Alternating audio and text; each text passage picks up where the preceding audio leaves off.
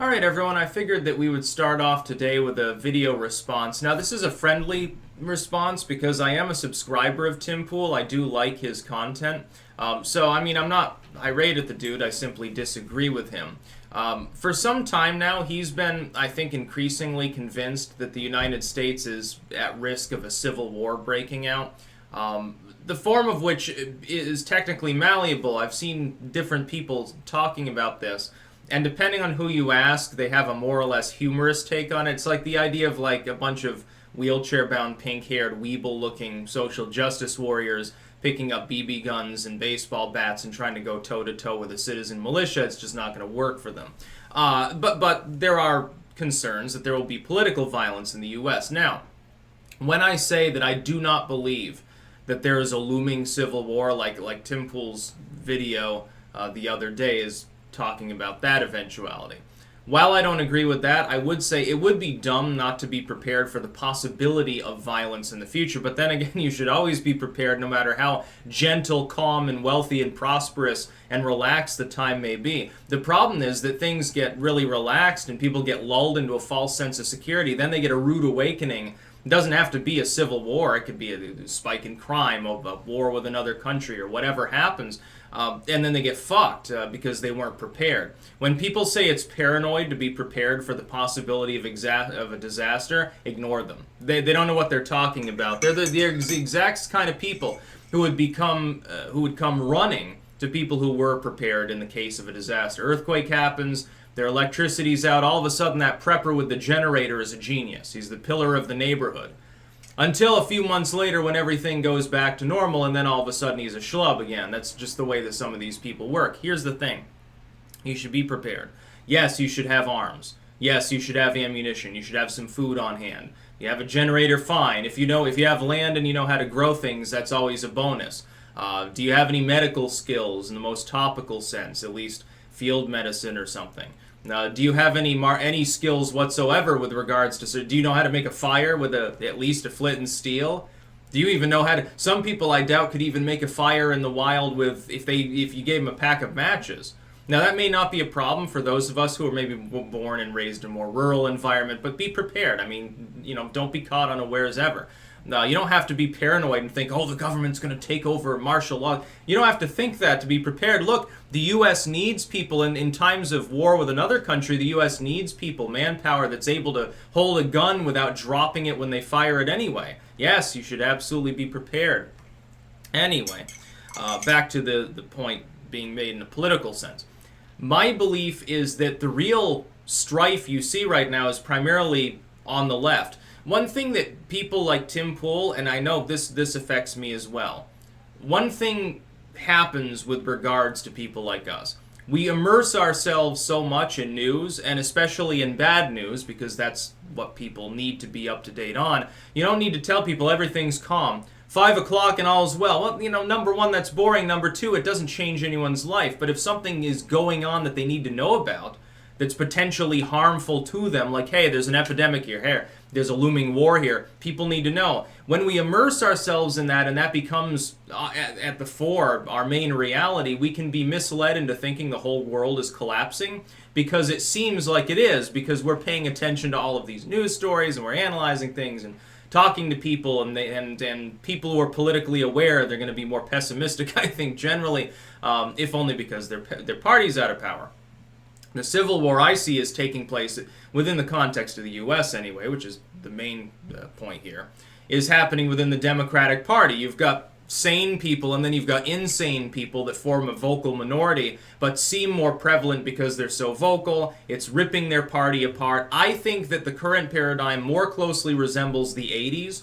My thing is, and everything overlaps, literally everything. You've got the rise of a Reagan-style president, that's Trump. More forceful, very executive, little political experience prior. Divisive, you could argue. Reagan was called all the things that Trump's being called. He was called the Antichrist by people. Look up the Wally George broadcast. He had some dude there, and some of that was tongue-in-cheek at the time, like with Radio Werewolf, that's how I know Wally George exists. But there were people that would say, well, Reagan's the Antichrist, he's a horrible person. And then there were people who thought he was like a messianic figure. It's very, very similar. Polarized politics. a move towards censorship, especially in the corporate context. Look, back then it was attempts by the music industry and the Tipper Gore housewives and stuff, 80s and 90s, to censor things, as well as attacks on radio, shock jocks, terrestrial radio getting more and more censored, under, I believe, Clear Channel at the time. And on TV, you had public access, and there were attempts to crack down on it. Have you ever seen The Great Satan at Large? Fucking watch it. That was 91 or 92, I believe. So it's shortly after. It's in the same era. Herbert Walker's basically Reagan's third and failed term. Thankfully, he was a one-termer. Then we get Clinton, which is like ironically sane compared to the Bush era. Or the Bush era that came shortly after. It's very funny how father and son sort of sandwich Clinton in there. I wonder if that's an Epstein reference. Very interesting times. You've got the censorship, you've got the political upheaval, you've got worries about political violence, you've got racial animus. Look, Tom Metzger and the Klan and Farrakhan and all this shit. This was the fodder of the 80s. The thing is, the internet has given a platform to and amplified the voices of people who have views that are outside of the mainstream. I believe that's a good thing. I don't think that it's a bad thing that there are people who are like, yeah, white this, white that, race, and then horror and war. I don't think it's a bad thing that people should be allowed to speak. As long as they're speaking, they're probably not burning any churches. It's when corporations come in and start cracking down and censoring, then those voices, they've gotten used to speaking, now they're not allowed to speak. That causes social alienation, stress, an increase in violence, potentially. Not necessarily, but potentially. As far as political violence goes, there will always be some degree of political violence. This is no different than the gun control argument.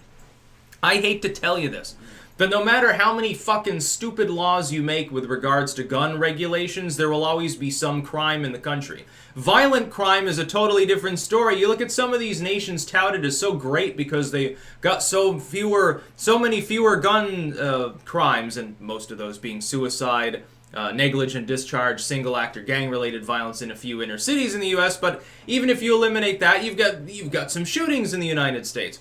But they don't look at the overall violent crime rate. Why? Because it's higher in most other developed nations. Why? Because there's no repercussions. You don't have to worry about getting shot if you walk up into someone's home and threaten them with a knife. They'll just stand there and say, go ahead and fucking rob me. It'll take the cops 20, 30 minutes to show up. There was a story years ago. A dude was trying to prevent burglary. In the UK, I believe. By erecting barbed wire, they would have forced him to take it down because the burglars might hurt themselves. That's not even a joke. I looked it up at the time. I figured it was satire. Yeah, no thanks. I'd rather not live that way. As far as civil war goes, I'm not going to sit there living my life and worrying about civil war breaking out. I don't see any compelling evidence of that. What I do see compelling evidence of is we are undergoing a major political paradigm shift. This has caused social alienation among certain segments of both the left and the right. They are convinced that there will be violence, and so they are acting defensively. The problem is the legacy media's propaganda, its fear-mongering, has gotten people on the extremes of both ends to believe the other end is already armed up. It's a powder keg situation in which, yes, there will probably be, unfortunately, acts of significant political violence. Not a civil war. It will heal itself. And if we stopped listening to the propaganda of the corporate media, there wouldn't be a problem. These people need to understand, for people on the further right, you need to understand that the average person on the far left is not going to take up arms. They're neither capable nor particularly willing. They can talk a big game on the internet, but ultimately it's just the same fucking banter we've seen all the time. People on the far left need to understand that about people on the far right as well. For the most part, they can say Jew this, white supremacy, it doesn't matter. Most of them are not going to take up arms unless they are attacked. Most of these people either will act defensively, or if they do something aggressive, they'll think they're acting defensively, spurred on by corporate propaganda telling them the time has come, punch a Nazi. The time has come, suppress communism. It's all a bunch of fucking bullshit. The average person doesn't live their life that way. You are by and large safe and living in a calm and sane society. But it doesn't sell. See, the tabloid legacy media can't say that to you because then you'll stop buying their clickbait. They're ad-driven. They have to clickbait. I respectfully disagree with Timpool. The violence and animus you are seeing is indicative of a paradigm shift. It's not indicative of a slow antebellum-esque slide towards civil war. Who's gonna fight in this civil war? What are the lines that are going to be drawn? The far left versus the far right? That'll be a fucking quick civil war.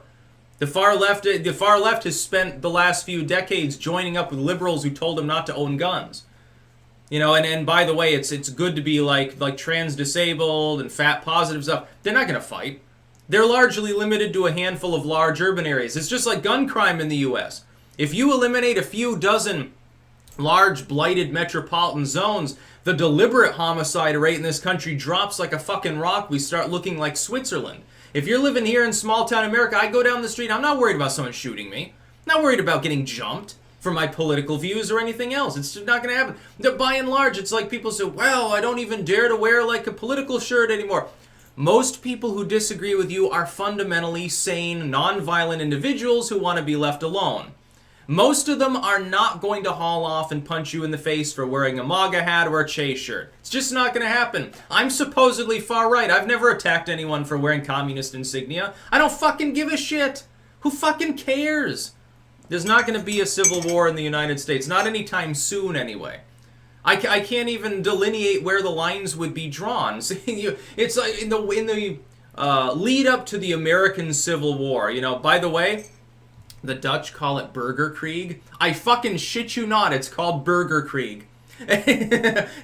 When I first saw, I'm over in the Netherlands, I'm watching some program again briefly, and it mentions the American Civil War. It calls it the fucking Burgerkrieg. I thought it was. I'm like, where's the meme of this? Please put it on everywhere. In the lead up to that, it was fairly easily understood who was going to be fighting. Hey, here's the states that want slaves, and are more like 10th Amendment states' rights. And here's the Federalist sort of side, the Lincolnites. They don't want slavery anymore. The industrial states that don't really have agriculture as much as industry, they don't need slaves. So for economic and political reasons, largely, because it wasn't about a bunch of people were sad about the plight of Africans, and so they said, well, we need to free these poor enslaved people. It had nothing to do with that. Abraham Lincoln was a champion of the same society Henry Clay was a member of, and said, yeah, I think that the natural habitat is not in this continent. That was Abraham Lincoln talking on that shit. It was mainly about economic issues, trade, diplomacy, because the North didn't need slavery or want it because they were competing with white indentured workers at the time for basic agricultural purposes, and then political power. What was it? The 2/3, the 3/5 compromise, or whatever the fuck it was called. So I apologize, Mr. Latkin, for forgetting the terminology. Yeah, he'd be very sad. He's gonna be crying if he sees this. Anyway, that's really what it was about. But we had clearly delineated sides that were forming political factions. Where's the geographic delineation? If there's a civil war today, what's it going to take the form of? A bunch of college town and inner city liberals doing like a las barricadas sort of thing, like Spanish Civil War mode, and getting bombarded from the outside by everybody else who will be sick of their fucking bullshit and will have 99% of the production in the form of every single mine in the country, every single dock in the country that isn't New York City or LA, every single farm in the country, virtually all of the light and heavy industry in the country. Yeah, that's going to be a short civil war, especially when that so-called fringe right would be fighting alongside the U.S. military. Yes, the military is going to side with people who begin waving the communist flag. I don't think that they would. I don't think DC would either. I think they'd take stock of the situation and how many guns were on these two sides, and they would pretty quickly figure out exactly what they wanted to do. I don't think that they would be siding with a bunch of and I don't think the liberals would side with them either. I think they'd be fucking terrified, shit their pants, and they would lay low and they wouldn't be fighting at all. Nor, by the way, would the average conservative. They would ignore the issue. It'd be a very strange civil war. By the way, part of it is I don't want to go more Russia on this, but part of it is funded by foreign propaganda trying to convince us to have internal strife because it lowers economic productivity. When you lower cultural cohesion, it causes internal problems within a country. It makes everything better for those that you're an adversary of. It reduces your diplomatic prestige as well in trade negotiations. Now, interesting, isn't that, considering what we're currently doing in regards to China? I wonder who could possibly be trying to convince us that I should be worried. I'm looking out my window right now. It's a pretty day and gentle breeze and stuff. I'm not worried about Antifa rolling up the street. And I'm not going to. I'm not going to live my... Look, living in fear is what it's like to be a slave. No fucking thanks. That's about all. Peace out.